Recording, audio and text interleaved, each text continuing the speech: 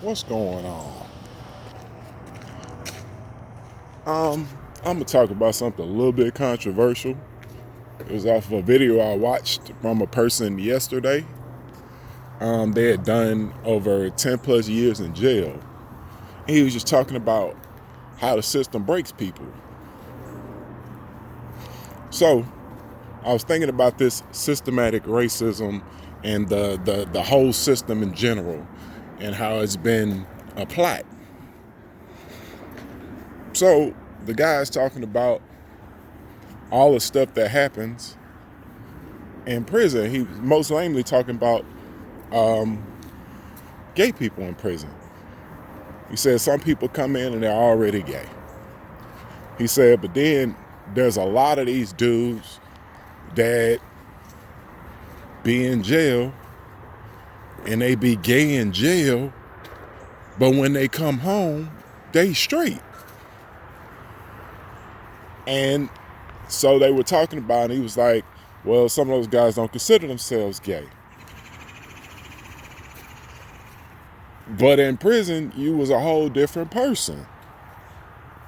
So I was just thinking about that, like how all these years of institutionalized racism have sent all of these black people to jail, knowing that some would be weak. It's a statistics game, it's a numbers game.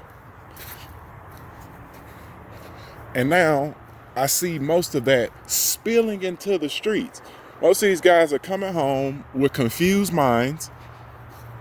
They went in liking women, and they came out liking both, because one was the option for a very long time.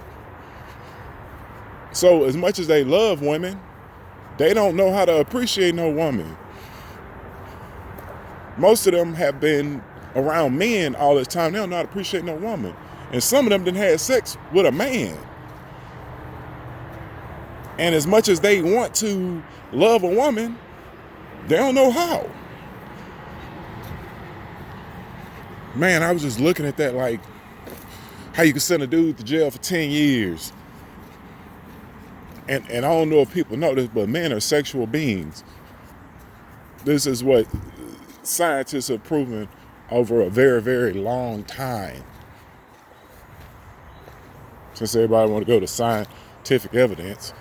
But if you send somebody to jail for 10 years, the odds of them potentially turning gay, I think the system is willing to live with those numbers.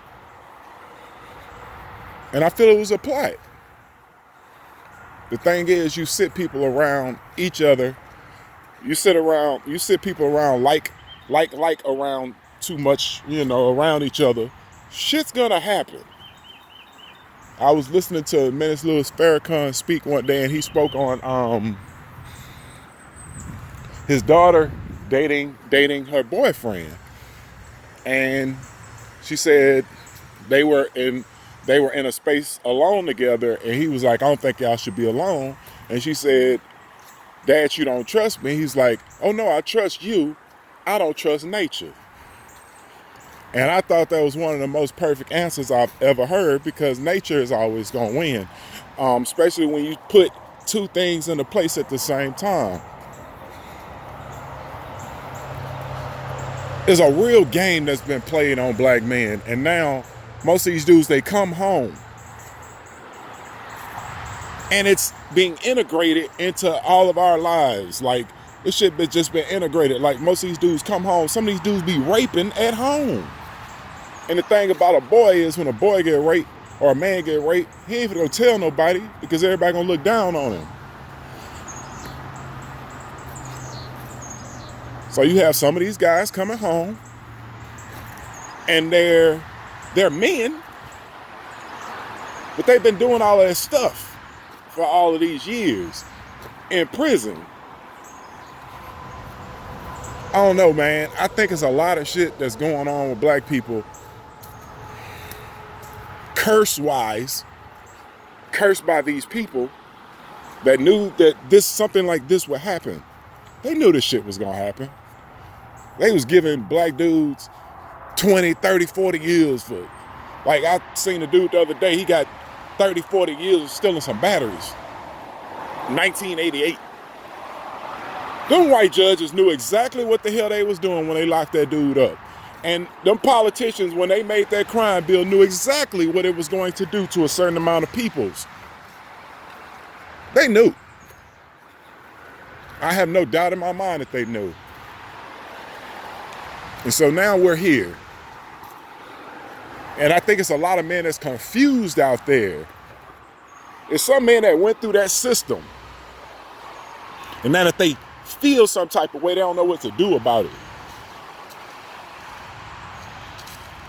Hey man, this is a real thing that's happening in our community. It's been happening for a long time. These people playing games and funny games with numbers. And then you watch these TV shows, these old weak ass cop movies and cop shows, because there's so many of them.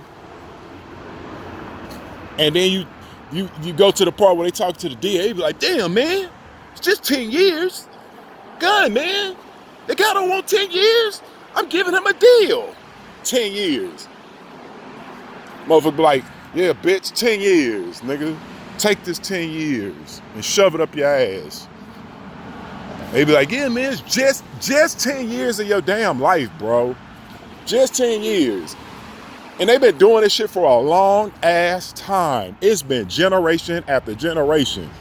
I don't know how many generations we are into dealing with this situation. But we have a lot of men that's home and they confused now. And I don't think the world necessarily know, or women in general don't know how to deal with it. It's a tough situation for a woman to deal with. A man that has confusion in his mind, that don't know what necessarily he want, or what lane he necessarily want to be in. I think our community got some real hard conversations that we got coming up. And we can't bullshit about it, man. We gotta attack this shit head on, because it's a real issue in our community. A lot of men have been to jail and they have weakness of the mind while in jail, and they end up doing some shit that if somebody found that shit out at home, they would look differently upon them.